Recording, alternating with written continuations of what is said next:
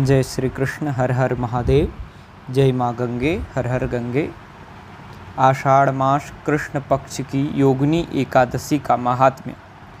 युधिष्ठिर ने पूछा, वासुदेव, आषाढ़ के कृष्ण पक्ष में जो एकादशी होती है उसका क्या नाम है? कृपया उसका वर्णन कीजिए। भगवान श्री कृष्ण बोले, नृपश्रेष्ठ, आषाढ़ के कृष्ण पक्ष की एकादशी का नाम योगिनी है। यह बड़े बड़े पातकों का नाश करने वाली है। संसार सागर में डूबे हुए प्राणियों के लिए यह सनातन नौका के समान है। तीनों लोकों में यह सारभूत व्रत है।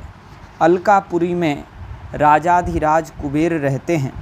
वे सदा भगवान शिव की भक्ति में तत्पर रहने वाले हैं। उनके हेममाली नाम वाला एक यक्ष सेवक था जो पूजा के लिए फूल लाया करता था। हेममाली की पत्नी बड़ी सुंदरी थी। उसका नाम विशालाक्षी था। वह यक्ष कामपाश में आबद्ध होकर सदा अपनी पत्नी में आसक्त रहता है। अपनी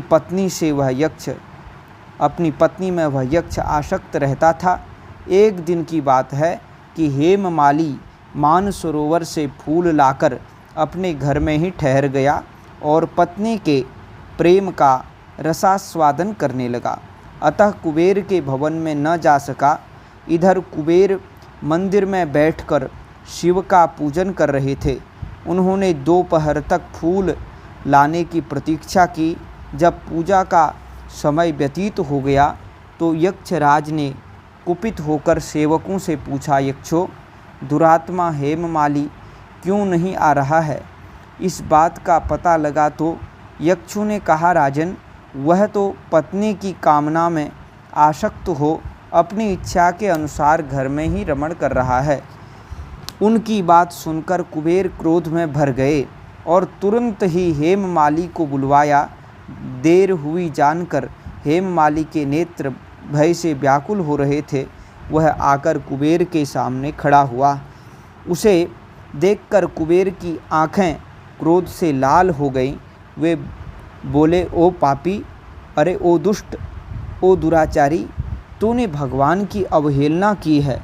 अतः क्रोध से युक्त और अपनी उस प्रियतमा से वियुक्त होकर इस स्थान से भ्रष्ट होकर अन्यत्र चला जा।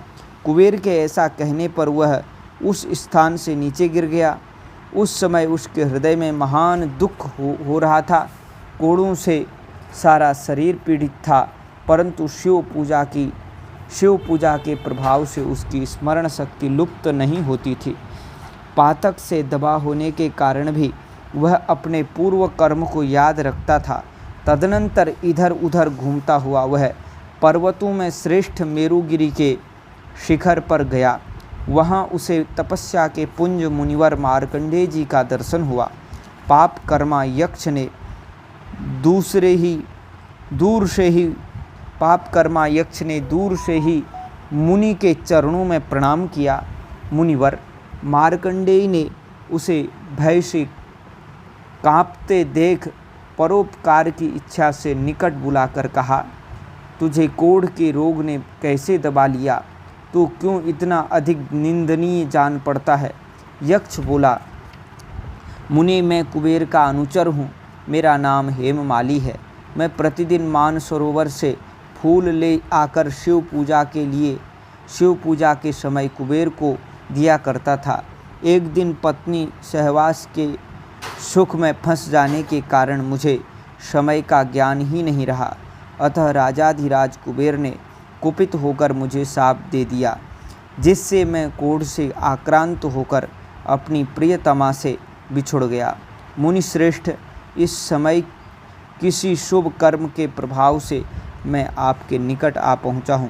संतों का चित्त स्वभावतः परोपकार में लगा रहता है।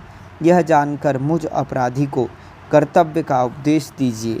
मार्कंडेय जी ने कहा, तुमने यहाँ सच्ची बात कही है, असत्य भाषण नहीं किया है, इसलिए मैं तुम्हें कल्याणप्रद व्रत का उपदेश करता हूँ। तुम आषाढ़ के कृष्ण पक्ष में योगिनी एकादशी का व्रत करो। इस व्रत के पुण्य से तुम्हारी कोढ़ निश्चय ही दूर हो जाएगी। भगवान श्री कृष्ण कहते हैं, ऋषि के ये वचन सुनकर हेममाली दंड की भांति मुनि के चरणों में पड़ गया। मुनि ने उसे उठाया, इससे उसको बड़ा हर्ष हुआ। मार्कंडेय जी के उपदेश से उसने योगिनी एकादशी का व्रत किया, जिससे उसके शरीर की कोढ़ दूर हो गई। मुनि के कथनानुसार उस उत्तम व्रत का अनुष्ठान करने पर वह पूर्ण सुखी हो गया। नृपश्रेष्ठ, यह योगिनी का व्रत ऐसा ही बताया गया है, जो 28,000 ब्राह्मणों को भोजन कराता है, उसके समान ही फल उस मनुष्य को भी मिलता है जो योगिनी एकादशी का व्रत करता है। योगिनी महान पापों का शांत करने वाली और महान पुण्य फल देने वाली है।